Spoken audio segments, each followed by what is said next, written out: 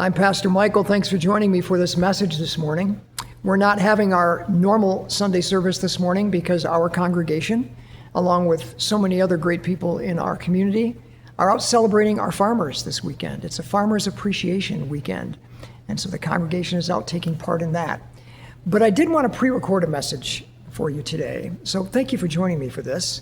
Thank you for being here. You could have chosen to be anywhere, but you chose to give your attention here. You chose to give your attention to our church this morning, and I appreciate that. And oddly enough, the short message that I want to share today is about attention. It's about attention, because interestingly, our attention is getting more attention these days.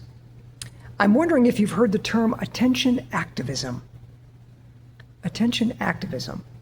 This is a growing movement in our country right now. And I think this deserves some of our attention. I think this is rather important. You know, since the very early days of advertising, since the first advertising words were ever written to try to get you and I to buy something, businesses, organizations that are trying to get our attention to buy things or use services have been trying to capture our attention, trying to command our attention. It's been that way for a long time, but it really is at its peak right now in our society, in this digital world that we live in. And this attention activism movement is in large part about technology, and it's about a handful of large corporations, large entities controlling technology and trying to get our attention. Whether you're a political party, whether you're a business organization, whether you're a content creator creating something on social media, everyone is out trying to get our attention. It's about competition for our eyeballs. And it's happening more and more these days. In fact, I'm wondering right now, I have a question for you. Have you already checked your phone for a text message while you're watching this message? Have you checked for emails while you're watching this message? Or did you turn this off or pause it while you went to check something on social media and now you're back listening? Maybe you're multitasking right now. That's a great term. Maybe you're multitasking. You're watching this while you're doing some other things with technology. That's a whole other message, by the way, multitasking. Some great studies have been done recently that seem to show that we are not as good at multitasking as we think we are. We humans think we can multitask, get all these great things done, and be productive. But a lot of studies are showing we're not as productive as we think we are in multitasking.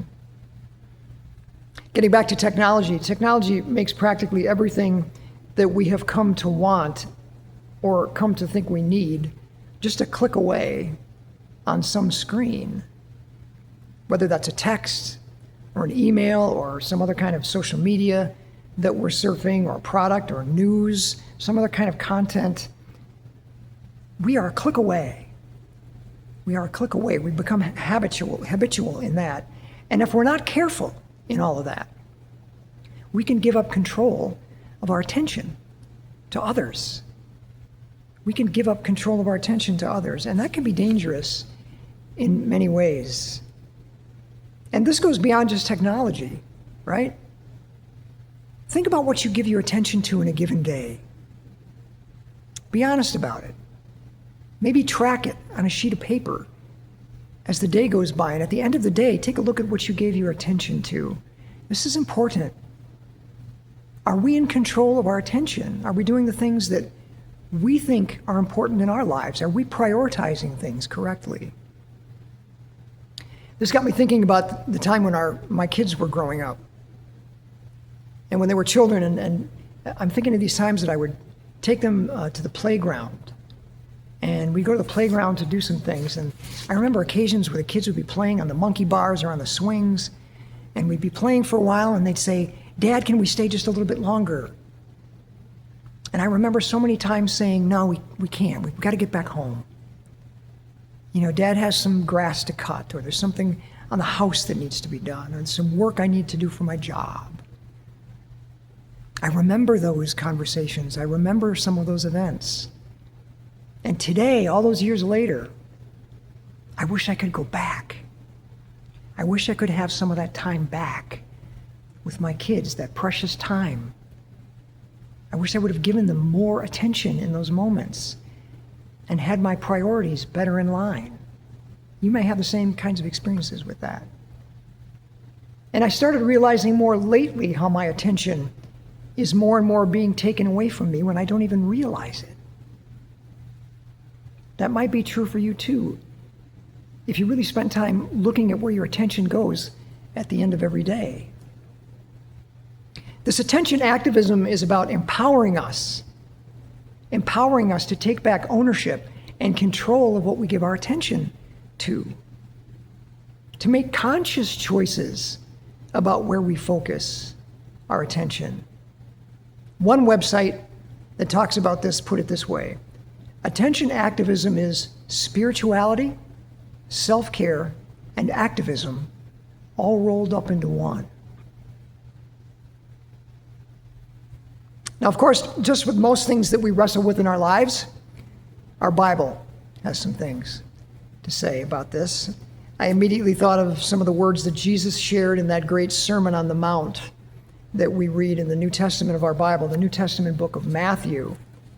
Matthew chapter 6 from the New Testament.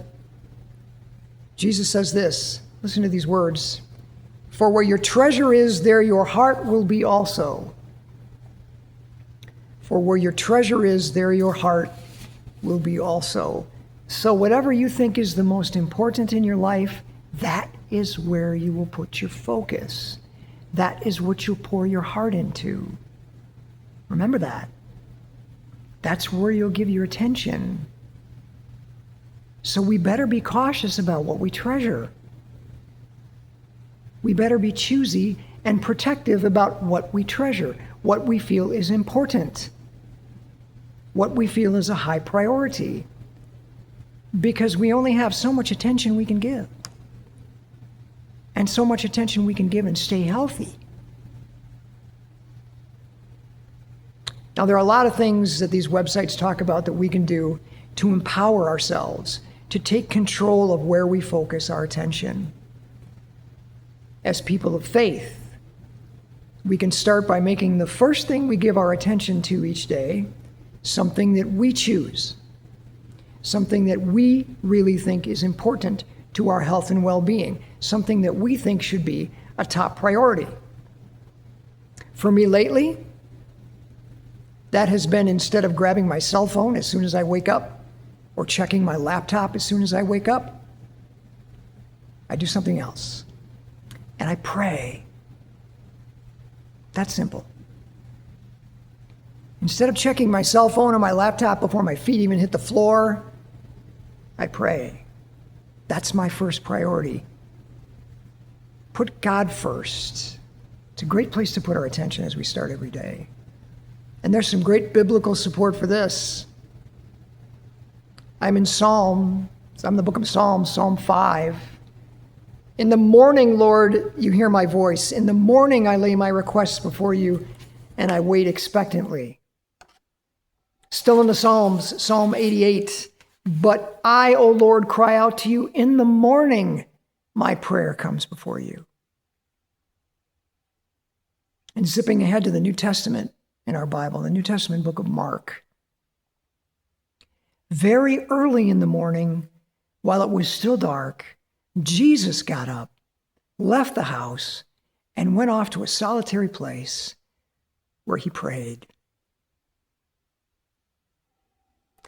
I believe this issue of our attention being almost robbed from us is important. I think this is serious. I know it's happening to me oftentimes when I don't realize it, and I think it may be happening to you.